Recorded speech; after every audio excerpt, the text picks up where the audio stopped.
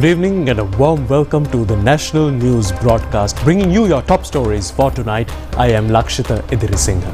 A very good evening indeed. I'm Sharifah Tahir. Let's take a look at the headlines. Controlled price of rice to remain same. Rice mill owners agree with the decision of the president. IMF assistance to continue. Shani Abesekara and Ravi Senaviratna will not be removed. Cabinet spokesman replies Gaman Pillar. Always committee report not acceptable, stresses His Eminence Cardinal. Former President Ranil Wickremesinghe nominated respondent in a fundamental rights petition. Johnston Fernando to appear before CID tomorrow. China donates 30 million rupees as flood relief assistance. Hezbollah organization confirms attack on an intelligence camp of Israeli Defense Forces.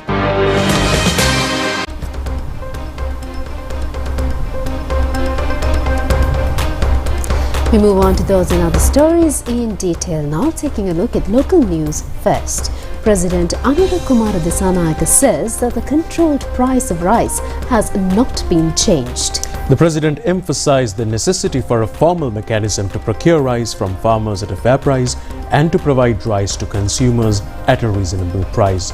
President Dissanayake made these remarks during a discussion held today at the Presidential Secretariat with rice millers and officials from the Department of Agriculture.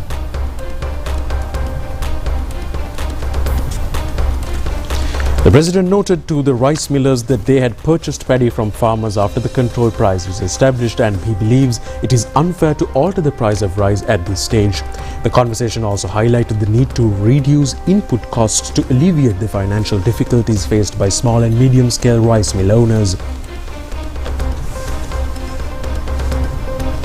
President Anura Kumara Dissanayake stressed the necessity for a formal mechanism that ensures farmers receive a fair price for their rice while also enabling consumers to purchase rice at a reasonable cost.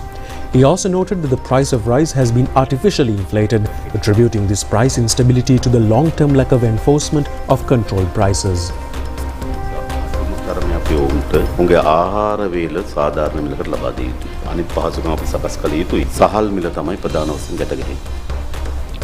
A prominent rice mill owner, Dudley Sirisena, commented to the media after the discussion with the president. Rice mill owner businessman Dudley Sirisena said that the president had strongly requested them to supply rice at this controlled price without increasing prices till the next harvesting season as a responsibility. He also said that the president reiterated that necessary steps will be taken if not adhered for the same. Dudley Sirisena further said that he will fully support the president's decision in enforcement of controlled prices.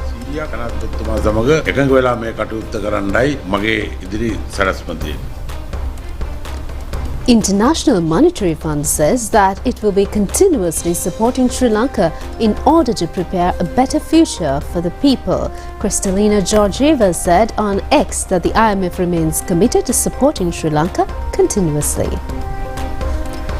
She has mentioned in her message that she held discussions with the Sri Lankan delegation. She further added that she has been encouraged by the dedication shown towards securing the difficult achievement and reforms by the Sri Lankan authorities in continuing the programs assisted by the IMF.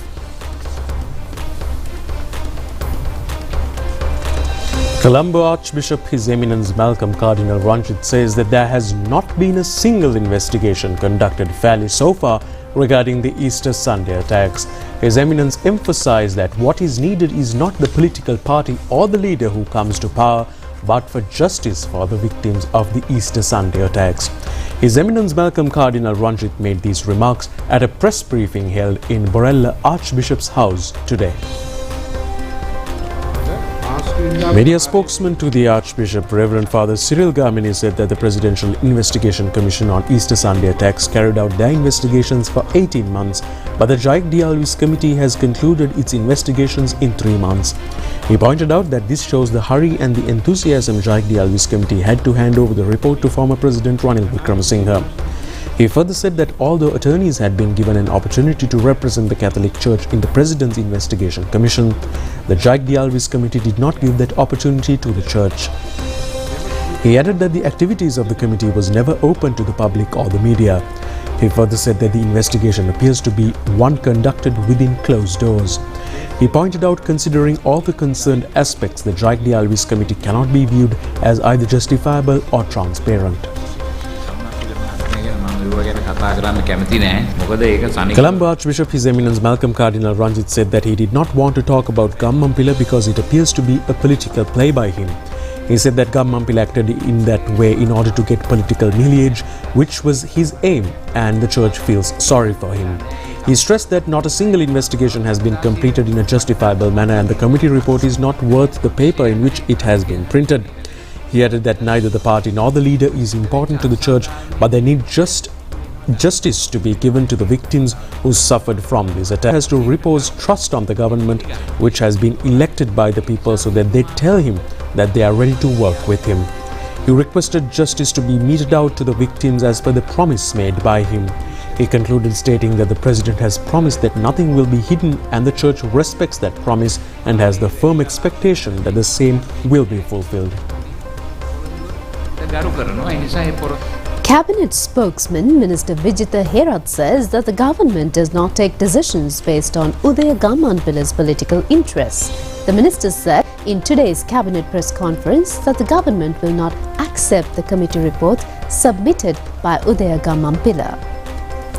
Cabinet spokesman Minister Vijitha Herath said that Gammampila is not aware as to who has been appointed to this committee. He said that the chairman of the committee is the former High Court Judge of Karagal, A.N. Jayak Alvis. He said that she has been alleged for malpractices and was removed from service, where her letter of resignation was accepted after considering sympathetically the appeal made by her. He added that she had been appointed again after 6 years as a primary court judge. He pointed out that after 2 years of appointment, she has been removed from service, and Ranil Wickremesinghe had appointed such a person as the chairman of this committee. He also pointed out that the committee report has been forwarded in a hurry by such a person, where the main aim was to remove Shania Besekra and Ravi Senviratne. He also said that a Supreme Court case has been conducted in connection with the breach of human rights, and a decision was awarded accordingly against former President Nilantha Jayawardena and the former IGP. He added that the name of Shania Besekra was not mentioned in the case, and although the name of Ravi Senviratne has been mentioned, the 7-member judges has not held him guilty on account of any of the allegations against him. He also said that mention has been made about other persons also in the report, and recommendations have been made regarding former IGP Deshabandhu Thennakoon and some others. He also said that Gammampila has overlooked all these, and the committee report aimed at political revenge by Ranil Wickremesinghe is not acceptable. He said that as a government, we state with responsibility that another investigation will be conducted which will include all the facts appearing in the reports. He pointed out in case of any neglect of responsibilities, nothing will be hidden about them, and added that action will be taken legally, invariably, if the offences have been committed by a government officer or another person. He pointed out that the aim of Gammampila is to remove both Shania Besekra and Ravi Senviratne, and the government will not do that. President's legal advisor J.M. Vijay Bandara stated that the President had not permitted powers to the Jayak Alvis committee to call for intelligence information regarding the Easter attacks. President's legal advisor J.M. Vijay Bandara said that no power has been granted to ask for intelligence details, and it is not clear as to the aim of this report. He said that documents presented in the cases of the Supreme Court have been marked, and it mentions to take disciplinary investigations against Nilantha Jayawardena. He pointed out that criminal negligence has to be considered as a serious matter, and it has not been requested to file a case under the Criminal Negligence Penal Code against anyone, and he further said that no committee has the power to award a decision against the order of the Supreme Court, considering those documents under such circumstances. The Cabinet of Ministers has approved the proposal presented by the Minister Vijitha Herath to declare the Eastern Container Terminal project as a special project by the Minister in charge of the subject of finance. The Sri Lanka Ports Authority has full ownership of the development of the Eastern Container Terminal of Colombo South Development Project in stages. Those works are currently being done, and it was named as a special project to expedite it. The Cabinet of Ministers has approved to increase the maximum expenditure limit of the bribery raid advance account to 150 million rupees. The proposal was presented by President Anurukumar Dissanayake. This advance account is maintained to finance the raids conducted by the Commission to investigate allegations on bribery or corruption, and earlier its maximum expenditure limit was 50 million rupees. The Cabinet of Ministers has approved the Cooperation Development Programme to maintain the South Asian Operational Safety and Airworthiness Framework for the next 5 years. The proposal was presented by Minister Vijitha Herath. Accordingly, annual contributions of $95,848 each is due to be paid. The Cabinet of Ministers has approved the completion of the construction of the Moragolla hydroelectric project and further obtaining the support of the Asian Development Bank for the post-construction activities. The proposal was presented by President Anurukumar Dissanayake. Accordingly, the Asian Development Bank has agreed to provide $30 million at present. A discussion in connection with the allocation of airtime in government media for the political parties contesting in the coming general election today at the Colombo District Secretariat. Members of the Election Commission also participated in the meeting.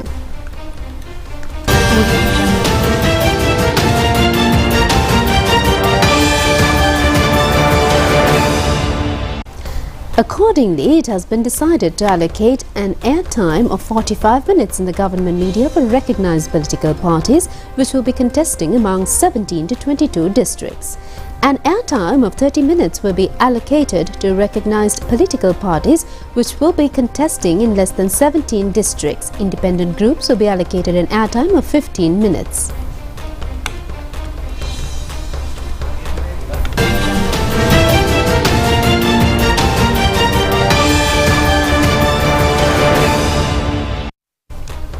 The Supreme Court today permitted to name former President Ranil Wickremesinghe as a respondent in a fundamental rights petition filed against an attack by the police to disperse the crowd in a protest held in 2022 by the Socialist Youth Union. This permission has been granted when two petitions filed by the Socialist Youth Union was convened today. The Supreme Court granted this permission after considering a request made by the attorneys for the petitioners. The Court of Appeal has been informed today that former Minister Johnston Fernando will be appearing before the Criminal Investigations Department tomorrow in connection with the detection of a vehicle found parked in the premises of Hilton Hotel Colombo recently. Mizokoshi Hideaki, ambassador of Japan to Sri Lanka, will complete his tenure and depart for his new assignment in Sweden on 24th October 2024. Ambassador Mizokoshi, who assumed office in November 2021, has contributed significantly to the bilateral relations between Sri Lanka and Japan during a period marked by notable challenges in Sri Lanka.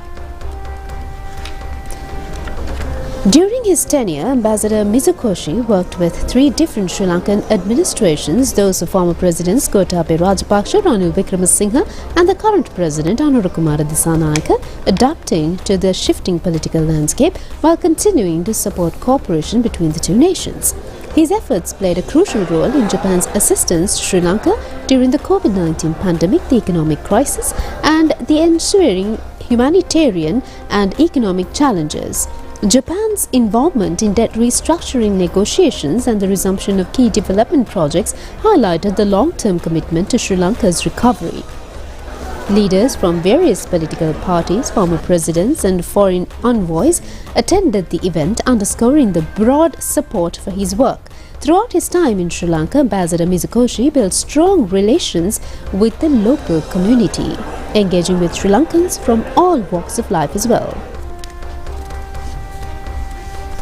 Here on this occasion to bid farewell to Ambassador Mizokoshi Hideki, who has served in Sri Lanka with dedication and distinction for nearly 3 years, during a period marked by significant political and economic challenges. Your personal commitment to further strengthening the bonds between our two countries has been truly commendable, and we very much appreciate Japan's steadfast support during challenging times. Japan's leadership in co-chairing the Official Creditor Committee and support in Sri Lanka's debt restructuring has been pivotal to our economic recovery. Your efforts in resuming yen loans, overseeing ongoing projects, and facilitating discussions with the IMF and external creditors are deeply appreciated. Equally, Japan's constructive role in supporting our reconciliation and human rights efforts, along with your assistance in launching the National Action Plan on Women, Peace and Security, has been invaluable in strengthening our national frameworks. Your tenure has also been marked by a series of high-level visits, including the visit of Foreign Minister Kamikawa and Finance Minister Suzuki Zunichi, which have fostered deeper discussions on both bilateral and multilateral cooperation. These visits, alongside the celebration of 70 years of diplomatic relations between Japan and Sri Lanka in 2022, stand as important milestones in our enduring partnership. Thank you all for coming to my farewell reception tonight.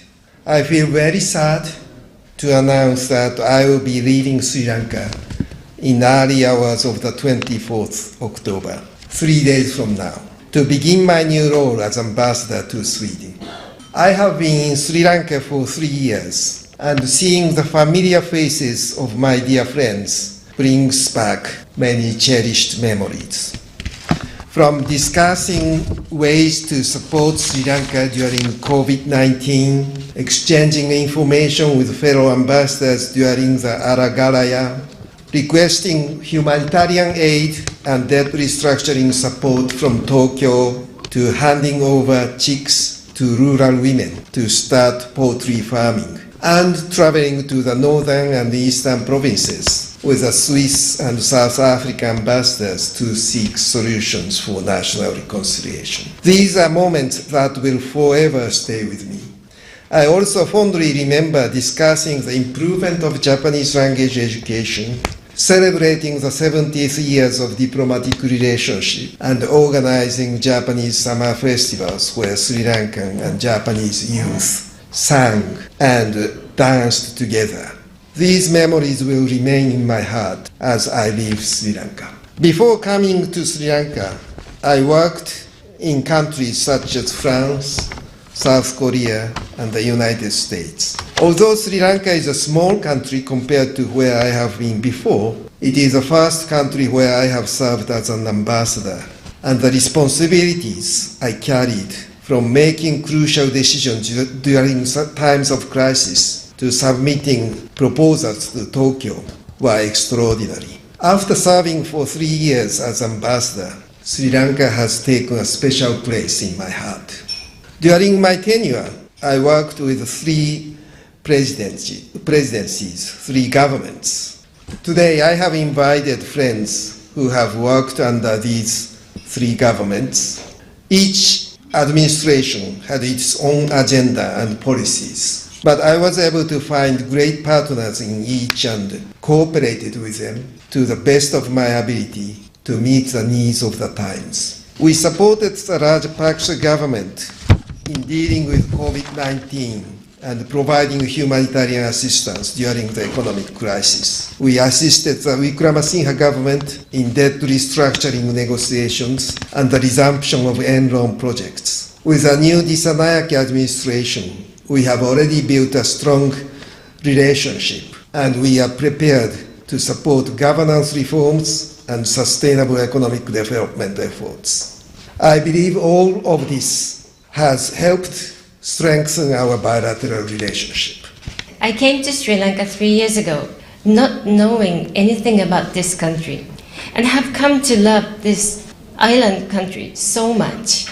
Although we all knew that the day would come to say goodbye when my husband's tenure ends, it is still heartbreaking for me to say goodbye, to leave this country.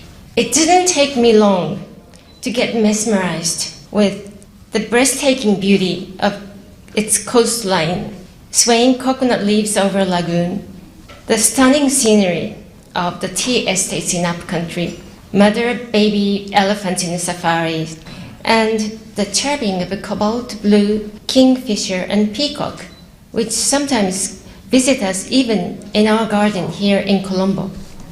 Everything was so new and fresh to me, keeping me fascinated throughout our stay here. And that is why that I have invited as many as 46 friends, family and relations from Japan to visit us in Colombo while we were here. And of course, all of them fell in love with Sri Lanka. According to the Ministry of Foreign Affairs, Sri Lanka has signed the letter submitted in support of the UN Secretary-General Antonio Guterres.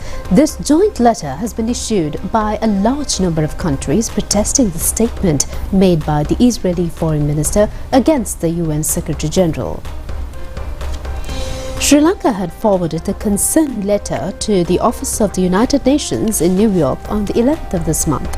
Sri Lanka has continued its long-standing and unwavering support for the Palestinian cause and has expressed solidarity with the Palestinian people throughout the years. Sri Lanka has voiced serious concerns regarding the current dire humanitarian situation in Gaza at multiple multilateral fora and supported the call for an immediate ceasefire. Sri Lanka continues to support the mandated and essential humanitarian efforts of the United Nations in the occupied Palestinian territories, including consistent support to UNRWA.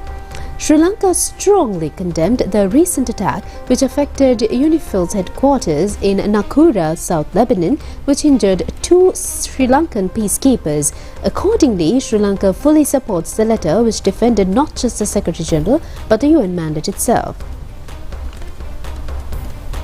President Andru Kumar Dissanayake instructed the provincial governors to prepare a new set of proposals aimed at rationalizing the provincial council mechanism. In this discussion, the president said that the people's trust in a new political culture should not be breached. The discussion between the provincial governors and the president was held at the presidential secretariat.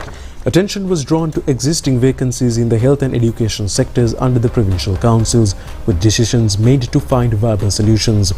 President Dissanayake reminded the governors to avoid previous improper precedents in the use of state assets and to remain committed in delivering a quality public service.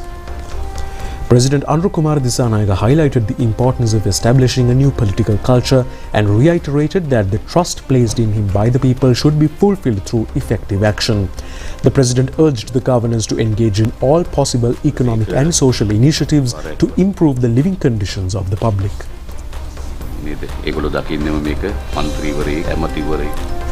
Former parliamentarian Dr. Nalinda Jathisa says that security has to be provided to the general public of the country but not to the VIPs. Addressing a public meeting held at Matugama yesterday, he stressed that the aim of the National People's Power is to create a country where all the Sri Lankans will be able to live happily and peacefully.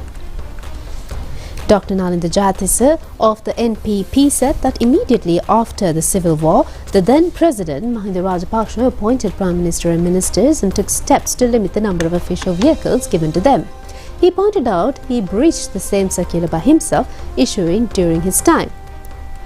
He added that a letter has been sent to him stating the number of official vehicles given to him and to return the rest. He questioned as to how a threat being created now which was not there during 2010. He also said that security has to be provided to the general public, not to the VIPs. He further said that the police, which is dependent on the tax money of the people, has to take steps to provide security to them and their properties. He also pointed out that out of a force of 84,000 in the police service, 11,600 had been engaged in providing security to the VIPs. He further said that with the appointment of the new IGP, those staff have been returned to the main police service again with a special training. He concluded stating that the privileges of the politicians will be curtailed to the satisfaction of the people, since this is the era of the common masses. Sajid Premadasa says that the government to be formed after the next general election should be able to bring amendments to the present IMF agreement for the benefit of the country and the people. He added that the same capability is with his party. The leader of the Samagi Jana Balavegiya, Sajid Premadasa, expressed these views at a party meeting held in Borella area recently.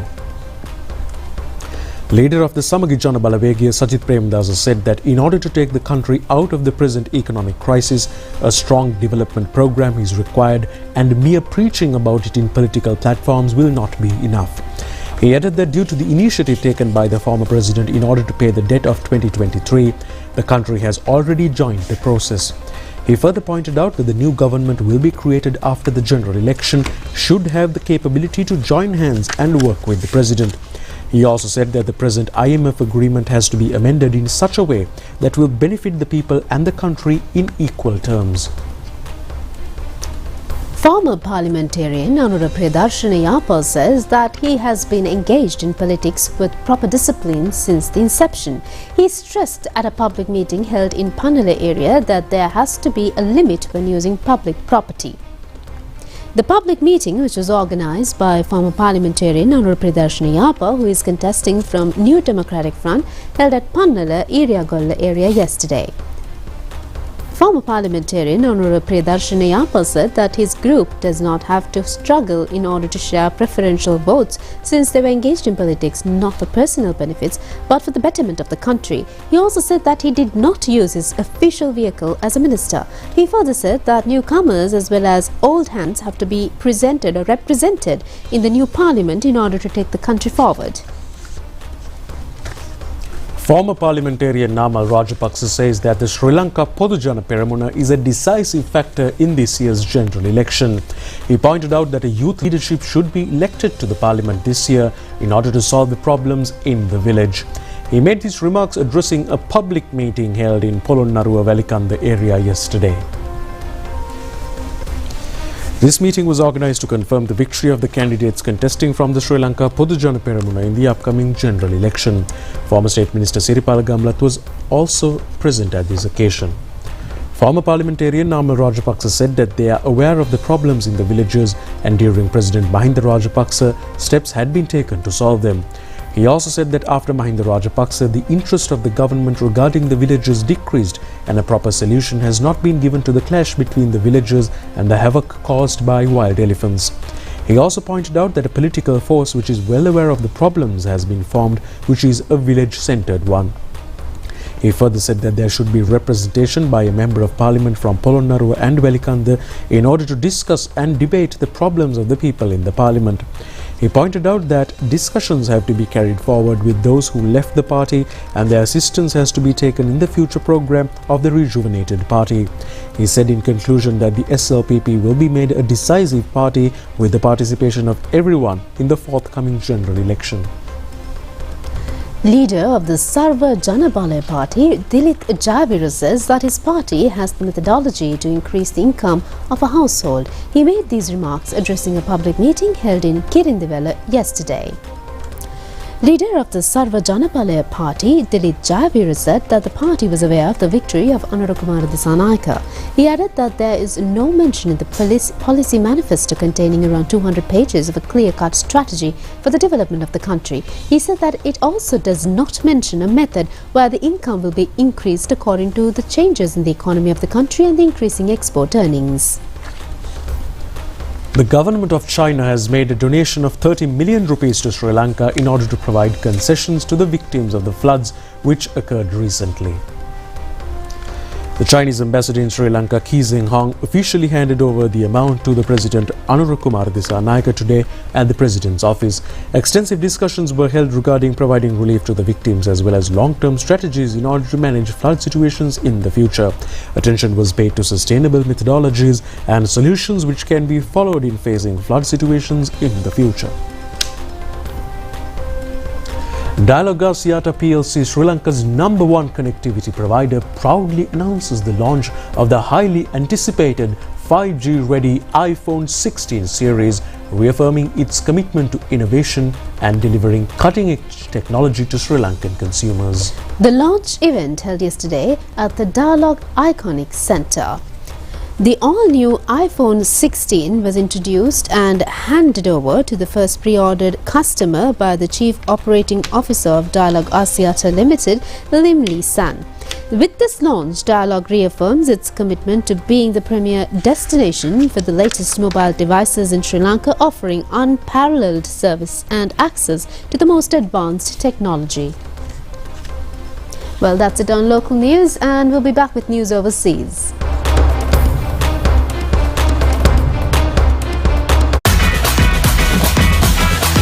Terima Kutumi Santamai.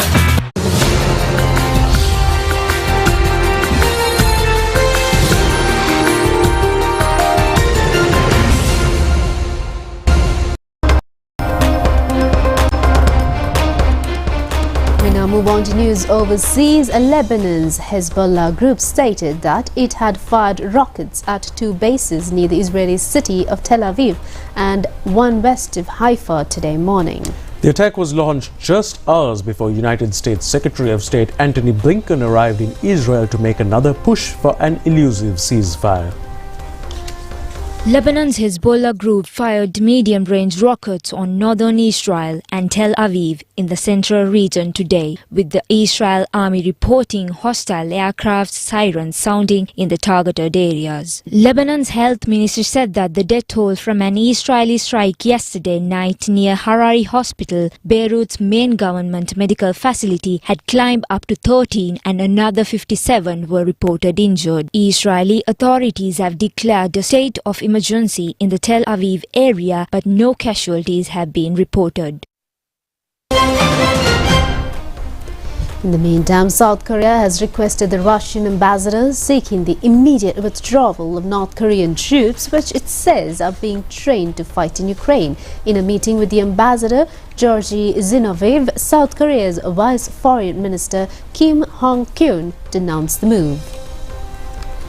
About 1,500 North Korean soldiers, including those from the special forces, have already arrived in Russia. In a meeting with the Russian ambassador, the South Korea's vice foreign minister denounced the move and warned that Seoul will respond with all measures available. The Russian ambassador did not confirm allegations that North Korea has sent troops to fight with Russia's military.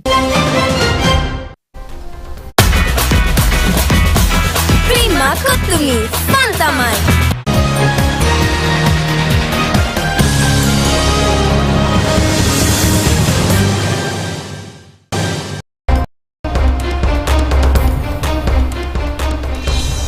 We now move on to sports news. The Sri Lanka netball team today scored their 4th successive victory in the 13th Asia Cup netball tournament. They were able to win the match against Japan, scoring 18 points to 85. The tournament is being held in Bangalore, India. Sri Lankan players were able to be in the forefront since the beginning of the match against Japan. Accordingly, they were in the lead in the first round as 6 points to 17 and 5 to 22 points in the second round. In the third round, the point position was 1 to 23, and in the final round, Sri Lanka, being in the front with 6 points to 23, won the match with an overall points tally of 18 to 85 points. Sri Lanka women's netball team were able to secure victories against Philippines and Saudi Arabia respectively in the first and second matches, scoring 42 to 73 points against Philippines and 5 points to 118 against Saudi Arabia. The third match was held between Sri Lanka and India, and they won the match with a margin of 31 to 81 points. Sri Lanka now leads Group A after securing victories in all the matches they have played so far. The team will be participating in their next match against Malaysia on the 23rd of this month. Terima Kutumi Santamai.